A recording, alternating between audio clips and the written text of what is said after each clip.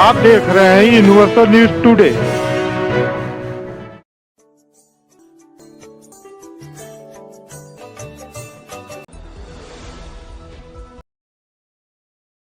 head of for its G20 presidency. It signals the need for unity of purpose and unity of action.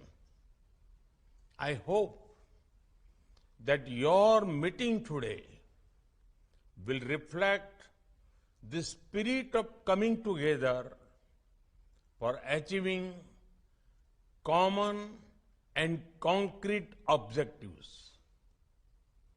Excellencies, we must all acknowledge that multilateralism is in crisis today. The architecture of global governance created after the Second World War was to serve two functions. First, to prevent future wars by balancing competing interests. Second, to foster international cooperation on issues of common interests.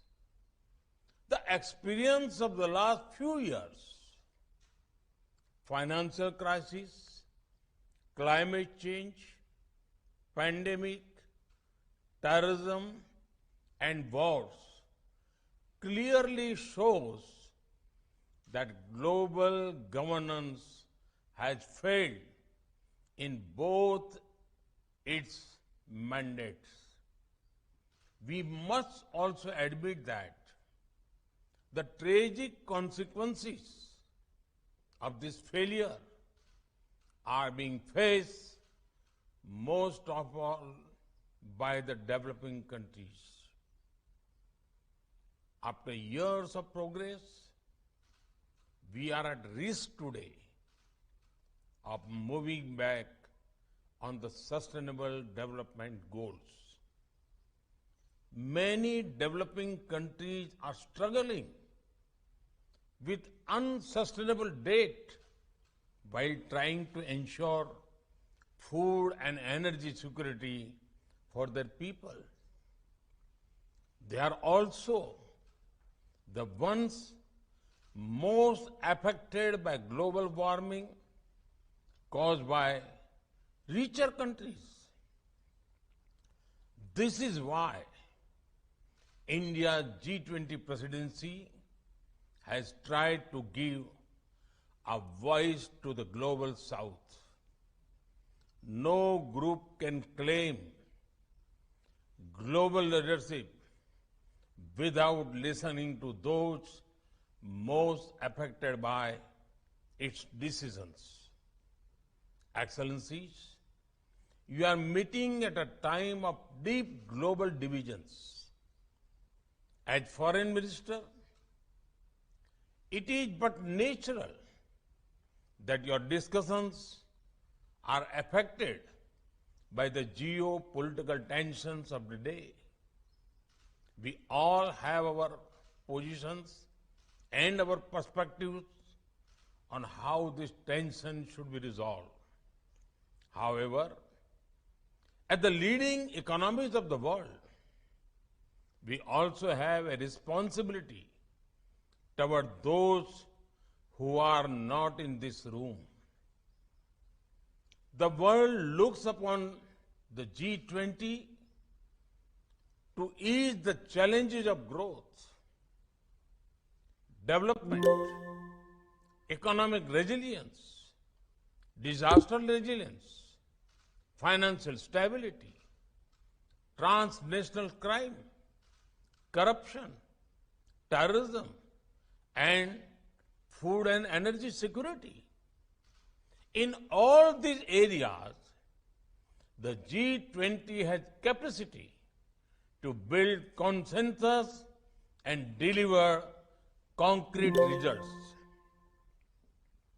We should not allow issues that we cannot resolve together to come in the way of those we can. As you meet in the land of Gandhi and the Buddha, I pray that you will draw inspiration from India's civilizational ethos to focus not on what divides us, but on what unites us. Excellencies, in recent times, we have seen the most disastrous pandemic of a century. We have witnessed thousands of lives lost in natural disasters. We have seen global supply chains break down during times of stress. We have seen stable economies suddenly overwhelmed by debt and financial crisis.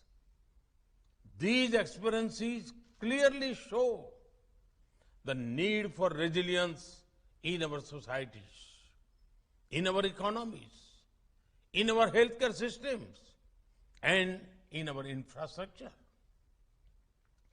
The G20 has a critical role to play in finding the right balance between growth and efficiency on one hand and resilience on the other. We can reach this balance more easily by working together. That is why your meeting is important. I have full trust in your collective wisdom and ability.